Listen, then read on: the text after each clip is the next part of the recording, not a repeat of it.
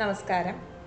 അരിക്കും ഗോതമ്പിനും പകരമായിട്ട് നമുക്ക് ഉപയോഗിക്കാൻ പറ്റുന്ന ഒന്നാണ് ചെറുധാന്യങ്ങൾ അല്ലെങ്കിൽ മില്ലറ്റ്സ്. മില്ലറ്റ്സിനെ കുറിച്ച് ഒരുപാട് വീഡിയോസ് മുമ്പ് ഞാൻ ഷെയർ ചെയ്തിരുന്നു. ഇന്ന് ഞാൻ ഷെയർ ചെയ്യുന്നത് മില്ലറ്റ് കൊണ്ട് എങ്ങനെയാണ് പെർഫെക്റ്റായിട്ട് ചോറ് തയ്യാറാക്കി എടുക്കുക എന്നുള്ളതാണ്. നമ്മുടെ വെള്ളരി ചോറിന് പകരമായിട്ട് ഉച്ചയ്ക്കൊക്കെ നമുക്ക് ഇത് കഴിക്കാവുന്നതാണ്. മില്ലറ്റിലേക്ക് മാറുന്നതിനുള്ള പ്രധാന കാരണം ഫൈബർ കണ്ടൻ്റാണ്. അരിയേക്കാളും ഗോതമ്പിനേക്കാളും ഒരുപാട് കൂടുതൽ ഫൈബർ മില്ലറ്റ്സിൽ അടങ്ങിയിട്ടുണ്ട്. അപ്പോൾ നമുക്ക് എങ്ങനെയാണ് ചോറ് തയ്യാറാക്കി എടുക്കാം നമുക്ക് നോക്കാം. വീഡിയോയിലേക്ക് കിടക്കാം. ആദ്യമായിട്ട് മില്ലറ്റ് കഴിക്കാൻ തുടങ്ങുന്നവരാണെങ്കിൽ ഒരു കൺഫ്യൂഷൻ ഉണ്ടാവും, ഏത് മില്ലറ്റാണ് ആദ്യം വാങ്ങി ഉപയോഗിക്കേണ്ടത് എന്ന്. എന്തെങ്കിലും അസുഖത്തിന് വേണ്ടിയിട്ടാണ് നമ്മുടെ ഡയറ്റിൽ നമ്മൾ മില്ലറ്റ് ഇൻക്ലൂഡ് ചെയ്യാൻ ഉദ്ദേശിക്കുന്നത് എങ്കിൽ പോസിറ്റീവ് മില്ലറ്റ്സ് വാങ്ങുന്നതാണ് നല്ലത്. സാധാരണ ഉള്ള മില്ലറ്റ്സിൽ നിന്ന് ഫൈബറിൻ്റെ അളവ് ഏറ്റവും കൂടുതലുള്ള മില്ലറ്റ്സിനെയാണ് പോസിറ്റീവ് മില്ലറ്റ്സ് എന്ന ഗണത്തിൽ പെടുത്തിയിരിക്കുന്നത്. 5 തരം മില്ലറ്റ്സ് ആണ് പോസിറ്റീവ് മില്ലറ്റ്സിൽ വരുന്നത്.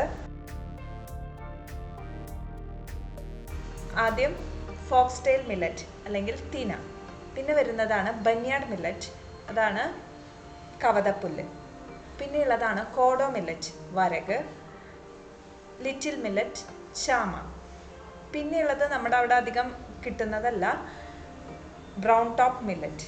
അപ്പോൾ ഇത്രയും മില്ലറ്റ്സ് ആണ് പോസിറ്റീവ് മില്ലറ്റ്സിൻ്റെ ഗണത്തിൽ വരുന്നത്. അപ്പോൾ നമ്മൾ എന്തെങ്കിലും അസുഖത്തിന് വേണ്ടി കഴിക്കുന്നവരാണെങ്കിൽ ഇതിൽ നിന്ന് ഏതെങ്കിലും വാങ്ങി ഉപയോഗിക്കാനായിട്ട് ശ്രദ്ധിക്കാം. ആദ്യം തന്നെ നമ്മൾ എടുക്കുന്ന മില്ലറ്റ് വെള്ളത്തിൽ കുതിർത്തെടുക്കണം. അപ്പം അതിനായിട്ട് ആദ്യം മില്ലറ്റ് എടുത്ത് നന്നായി കഴുകിയതിന് ശേഷം എത്ര വെള്ളമാണോ നമുക്ക് പാകം ചെയ്യാൻ ആവശ്യമുള്ളത് ആ വെള്ളത്തിൽ വേണം നമ്മൾ കുതിർത്തെടുക്കാനായിട്ട്. ഇതിപ്പോൾ തിനയാണ് ഞാൻ ഉപയോഗിക്കുന്നത്, ഫോക്സ്ടെയിൽ മില്ലറ്റ്. ഇത് 1 കപ്പ് തിന 2 കപ്പ് വെള്ളത്തിൽ കുതിർത്തെടുത്തതാണ്. 6 മുതൽ 8 മണിക്കൂർ നിർബന്ധമായും നമ്മൾ കുതിർത്തെടുക്കണം. അതിന് ശേഷം വേണം നമ്മൾ കുക്ക് ചെയ്യാൻ. ഇത് ഓൾറെഡി ഞാൻ കുതിർക്കാൻ വെച്ചിരുന്നു, ഇപ്പോൾ 8 മണിക്കൂറായി. ഇനി ഇത് പാകം ചെയ്യാനായിട്ട് ഒരു പാത്രം അടുപ്പിൽ വയ്ക്കാം. മില്ലറ്റ് കുതിർത്ത് വെച്ച വെള്ളം എടുത്ത് ചേർത്ത് കൊടുക്കാം. കഴിവതും മൺപാത്രം ഉപയോഗിക്കാനായിട്ട് ശ്രദ്ധിക്കുക, എങ്കിലാണ് അതിൻ്റെ ന്യൂട്രീഷൻ മുഴുവനായിട്ട് നമുക്ക് കിട്ടുള്ളൂ. പരമാവധി നോൺ സ്റ്റിക്ക് പാത്രങ്ങൾ ഒഴിവാക്കാം. മൺപാത്രം അല്ലെങ്കിൽ സ്റ്റീൽ പാത്രങ്ങളും ഉപയോഗിക്കാം. ഏത് മില്ലറ്റാണ് ഉപയോഗിക്കുന്നതെങ്കിലും മില്ലറ്റ് എടുക്കുന്നതിൻ്റെ ഇരട്ടി വെള്ളമാണ് സാധാരണ ആവശ്യം വരാറ് കുക്ക് ചെയ്യാൻ. ഇത് തിളച്ച് വരുന്നത് വരെ ഒരു മൂടി വെച്ച് അടച്ചു വയ്ക്കാം. ചെറുതായി ഒന്ന് തിളയ്ക്കാൻ തുടങ്ങുമ്പോൾ അതിലേക്ക് 1 ടീസ്പൂൺ ഓയിൽ ചേർത്ത് കൊടുക്കാം. ഏതെങ്കിലും തരം അൺറിഫൈൻഡ് ഓയിൽ ചേർക്കാം. അതിനുശേഷം ഇതുപോലെ നന്നായിട്ടൊന്ന് ഇളക്കിയെടുക്കാം. ഇനി ഇതിലേക്ക് നമ്മൾ മാറ്റി വെച്ച മില്ലറ്റ് ചേർത്ത് കൊടുക്കണം. മില്ലറ്റ് ചേർത്തതിന് ശേഷം നന്നായി ഒന്ന് ഇളക്കി യോജിപ്പിക്കുക. അതിനുശേഷം അടപ്പ് കൊണ്ട് അടച്ചു വയ്ക്കാം. അടച്ചു വയ്ക്കുമ്പോൾ ഇതുപോലെ ഒരു ഗ്യാപ്പ് ഇട്ടിട്ട് വേണം, അല്ലെങ്കിൽ തിളച്ച് താഴേക്ക് പോകും. ഇതിടയ്ക്ക് തുറന്ന് ഇതുപോലെ നന്നായിട്ടൊന്ന് ഇളക്കി കൊടുക്കണം, അല്ലെങ്കിൽ ഇത് അടി പിടിക്കാനുള്ള സാധ്യതയുണ്ട്, പ്രത്യേകിച്ച് മൺപാത്രത്തിലായതുകൊണ്ട്.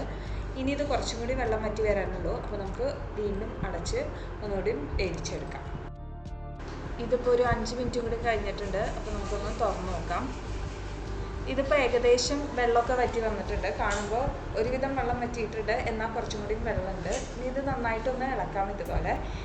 അതിനുശേഷം നമുക്കിത് അടച്ചു വെച്ച് കുക്ക് ചെയ്യാം. ഞാനിപ്പോൾ ഈ ഒരു സ്റ്റേജിൽ വെച്ചിട്ട് തന്നെ ഞാൻ ഗ്യാസ് ഓഫ് ചെയ്ത് വയ്ക്കും. അതിനുശേഷം ഇത് മൂടി കൊണ്ട് നന്നായിട്ട് അടച്ച് ഒരു 5-10 മിനിറ്റ് വയ്ക്കും. അപ്പോൾ ഇതിനി ബാക്കി വേവാനുള്ളത് അതിലിരുന്ന് വെന്ത് വരും. ഇതിപ്പോൾ അടച്ചു വെച്ചിട്ട് 10 മിനിറ്റ് കഴിഞ്ഞു. ഞാനിപ്പോൾ തുറന്നു. ഇതിപ്പോൾ കാണുമ്പോൾ പെർഫെക്റ്റ് ആയിട്ടുണ്ട്. ഇനി നമ്മൾ ഫോർക്ക് വെച്ചിട്ട് വേണം ഇതൊന്ന് ഇളക്കിയെടുക്കാനായിട്ട്. അപ്പോഴാണ് ശരിക്ക് ഓരോ അരിയായിട്ട് സെപ്പറേറ്റ് ആയിട്ട് വരിക. ഇതുപോലെ ഫോർക്ക് വെച്ച് നന്നായിട്ട് ഇളക്കി കൊടുക്കാം.